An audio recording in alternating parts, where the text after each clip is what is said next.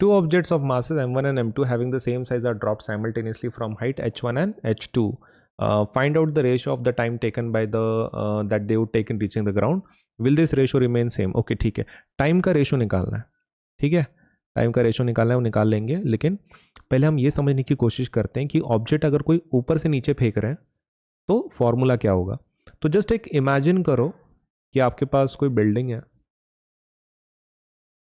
Right, you have some kind of building, और ऊपर से एक ऑब्जेक्ट को रिलीज कर रहे हैं हम लोग, ठीक है, एक स्टोन है ऊपर से रिलीज कर रहा है, तो ये स्टोन नीचे गिर रहा है, राइट। इसका इनिशियल वेलोसिटी कितना होगा? इनिशियल वेलोसिटी, क्योंकि वो रेस्ट पे है तो इनिशियल वेलोसिटी कैसे होगा? 0, सही है। अभी हमको यहाँ पे हाइट निकालनी है, राइट, तो फॉर्मूला क्या होगा भाई? See formula is s is equal to u t plus half a t square, right, ये फॉर्मूला रहता है।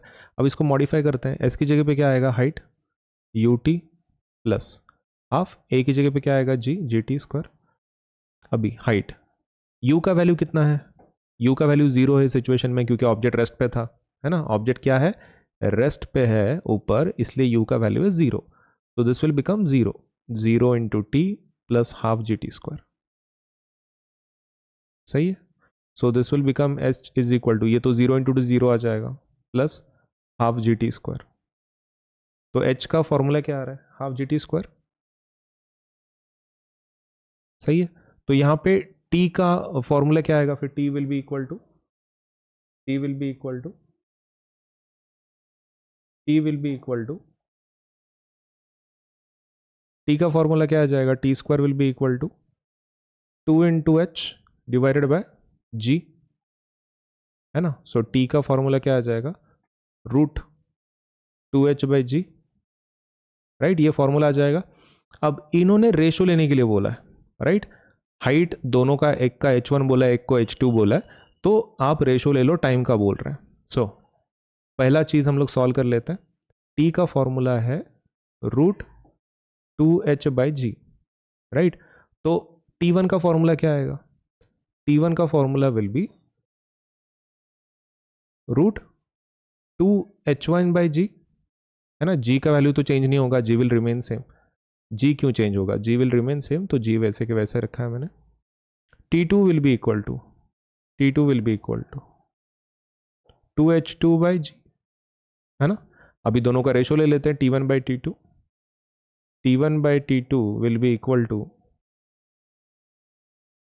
Root 2h1 by g divided by root 2h2 by जी।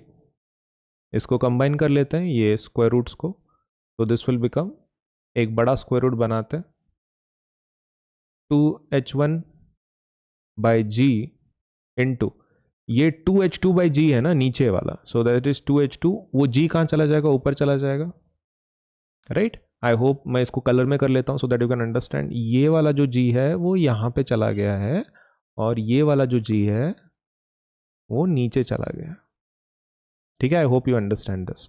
अभी इसमें का क्या कट कर सकते हैं हम लोग? जी जी, है ना, जी और जी कट हो गए, 2 और 2 कट गए, तो यही हमारा फाइनल आंसर है। This is the final answer. T1 by T2 is equal to, T1 by T2 is equal to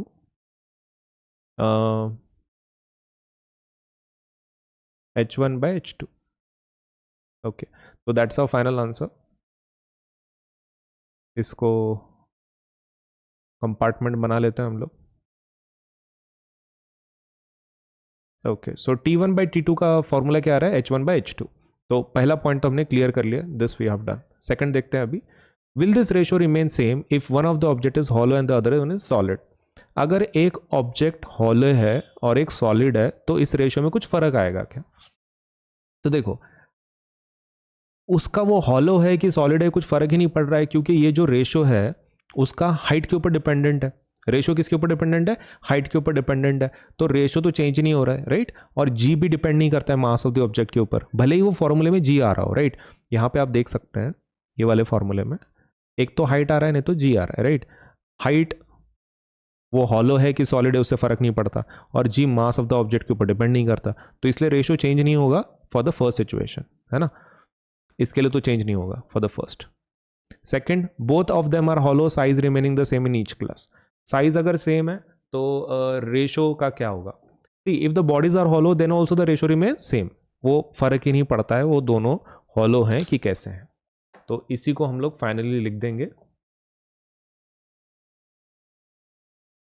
पहला, उनका जो पहला पार्ट है, राइट। एक तो हमने रेशो तो पहले ही फाइंड आउट कर लिया, लेकिन उनका जो पहला पार्ट है वो लिख देते हैं। क्या बोल रहे हैं वो? If one of the object is hollow and the other one is solid, see ratio will remain same in this situation, मतलब सिचुएशन 1 के लिए, because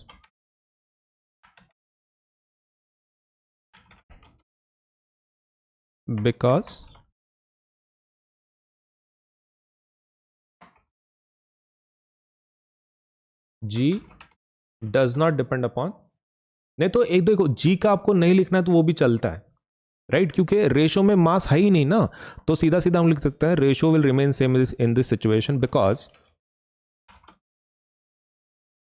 it is not mass dependent.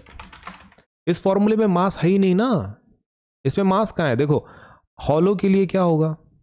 Hollow के लिए, हॉलो मतलब अंदर से कुछ है ही नहीं, तो हॉलो के लिए मास कैसा होगा? Mass will decrease, right, mass of the object will decrease. और सॉलिड ऑब्जेक्ट के लिए क्या होगा? मास इंक्रीज होगा, है ना, मास इंक्रीज। लेकिन फॉर्मूले में देखो ना भाई, रेशो में m है ही नहीं, देयर इज नो m, तो मतलब वो रेशो मास के ऊपर डिपेंड ही नहीं करता। तो बस उतना ही लिखना है अपने को, ratio will remain same this situation because it is not mass dependent. और सेकंड क्या है? सेकंड बोल रहे हैं वो कि both of them are hollow, तो रेशो का क्या होगा? Doesn't matter, ratio will remain same in this situation. वही रीजन को फिर से लिख देंगे हम लोग, because it is not mass dependent. ठीक है, तो मतलब दोनों के लिए आप सेम आंसर लिख दो कि भाई रेशो में चेंज नहीं होने वाला है, क्योंकि रेशो मास के ऊपर डिपेंड करता ही नहीं है। बस हो गया।